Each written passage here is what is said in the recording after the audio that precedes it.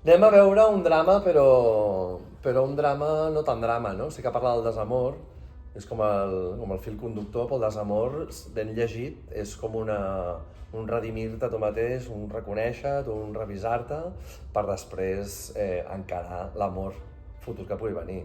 És el fil conductor de la història, no? De la honestitat de quatre personatges.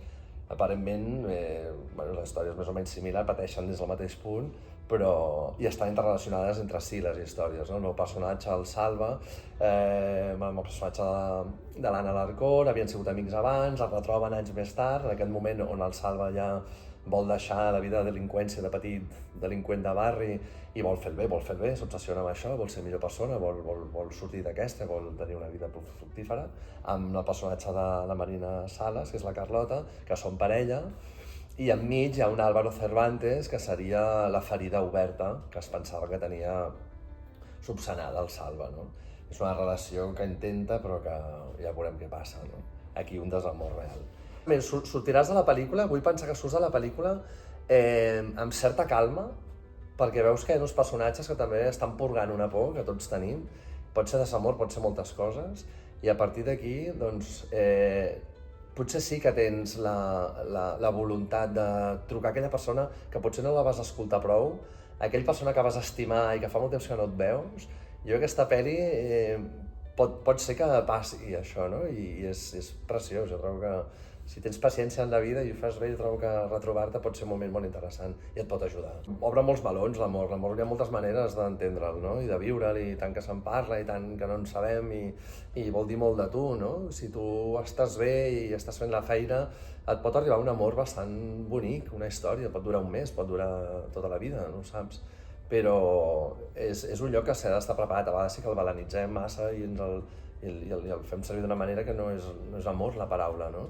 I són miralls constantment, és difícil, no? És un miracle, l'amor. Que es dongui, em sembla un puto miracle, costa molt. I com a miracle, doncs, l'has d'anar a cercar, perquè et pots anar, però sí, són personatges que, bueno, de molta veritat, dius molt de tu, i poses molta llenya teva, i el desamor tots hem tingut, i dius mai més, però bueno, has d'arriscar i si coneixes algú, doncs anar-hi, no? És preciós, és que quan vius ja ni me'n recordo de lo que és viure l'amor, però recordo la sensació hosti, és com per estar per sobre de tot, no? Jo he fet molta comèdia, vinc de molta comèdia, i no sé si a l'Ollo va ser un abans o un després, llavors ja, bueno, de repente, hosti, sí, l'Ivan pot fer altres coses i m'ha donat l'oportunitat i m'he obsessionat molt en aprofitar aquesta oportunitat, no? De no encasillar-me en aquell lloc i, hosti, que tinc moltes coses que investigar. I ara estic encara, ja porto uns anys fent drames i coses així seriotes, i sí, potser perquè també estic en un moment on puc posar-hi molt de la ferida, no? A aquests personatges i em purga, o sigui, em fa molt bé. No sé si em fa la millor persona, però penso que vull treballar, m'encantaria alternar, no? Fer drames, tots els que pugui, per anar investigant aquesta zona, però també desgraçar una miqueta, no? I anar-te una mica a la comèdia tant, és molt divertida. Jo crec que no es perd la comèdia, és molt difícil també, però hi ha alguna que també, tot és sanador, tot. Però si anar alternant seria genial tenir una casa a la platja i una a la muntanya, no?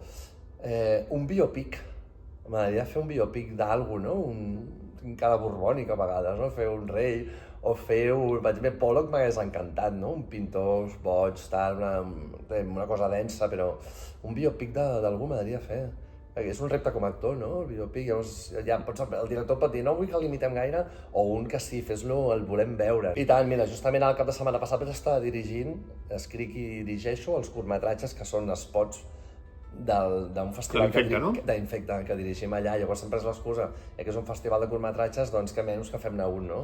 Llavors l'amic em porta una càmera, l'altre ha aconseguit 2 càmeres enguany, tot l'equip es volca i fan d'actors i escric una historieta, que ja veurem què dura, ara està en sala de muntatge, i sí, te n'adones que amb els anys dius, hosti, una miqueta d'òptica sí que ja entenc, no? Hòstia, aquí què vols? Jo vull un 40, sí, l'encertes i tant, un 40 era. O per quines òptiques tens? I la llum, no, la llum m'agradaria això, o sigui, l'ensenyes a l'operador. Sí, és maco el procés de... No sé què en farem, perquè també encara no he dirigit actors, dirigit a gent del poble i tal, però clar, ha de ser. Però una cosa molt teva, no? Com l'Ivan Morales, que escriu la seva història, que ha tardat tants anys en aixecar-la, lo difícil que és aixecar una pel·li. Però bueno, aprofitar aquests temps per anar fent coses, hi ha coses escrites i un dia ordenar-les, sí, crec que a tots ens pica el coquet. Ja, pensa que s'estrena l'Hoyo, ens tanquen un 16 de maig, el 20 s'estrena a Netflix ja tancats, no? O sigui, pensàvem que ens sortiríem millor tots i l'Hoyo va d'això, un dia estàs a dalt, un dia estàs a baix, el ser humà és despreciable, som individualistes i així ens ha sigut en moltes coses, no? O sigui, hi ha hagut un gir de guió molt fort a la humanitat i a la societat envers el tancament. I després l'Hoyo sí que m'imposa també en un lloc d'un protagonista, amb una pel·li que va guanyar molts premis, que ha anat molt bé. Bé, a mi se'm desperta allà algo també com a actor molt interessant que vull seguir experimentant. Feia molta comèdia, vivia a Madrid i tal, i de sobte sí, no sé si se'm valora més, però jo és que no m'ho crec mai. Jo sempre tinc molta por, tinc molt respecte a aquesta professió. Però la gent t'ho pot anar dient o et truquen. Només que et truquin i et donin feina vol dir, bueno, no ho estaré fent tan malament, no? Sí, està molt xunga, però bueno, hi ha més plataformes, sempre queda més feina, més continuïtat, però hi ha continuïtat per aquí, per aquest 8% que anem treballant, no?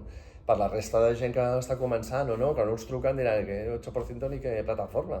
Vull dir, no ens truquen, som molta gent, és veritat, però sí que és cert que, no sé, jo he sentit, porto 3 anys molt bons sense estiu. No sé, hi ha vegades que si tot surt aquí, no surt res, allà va com va, no saps quina és no saps per què, però bueno, aquí et poden considerar, allà també, i entre una cosa i l'altra ho salvarem. Clar, tens més oportunitat. Sempre. A part estic a prop de Sitges i és un festival que estimo, em flipa, i és tan divertit fer ficció, fer gènere. A mi em sembla, és de les coses que més m'agrada. Ho tens tot cap. O sigui, tot el que vulguis escriure ho pots rodar. Interpretativament és tot tan apretat, tan bèstia, tan boig, que hi ha molta llibertat, hi ha molt drama també, hi ha molt patiment, però també pot haver-hi molta comèdia, no? Trobo que i que m'agrada l'ambient del fantàstic, és fantàstic. Estem visquent un moment dels més dolços de tota la història del cinema en català. Vam estar a Màlaga, que ens en vam portar 4 premis amb Esmós amb mi, i hi havia un palmarès absolutament català, coses petites, òperes primes.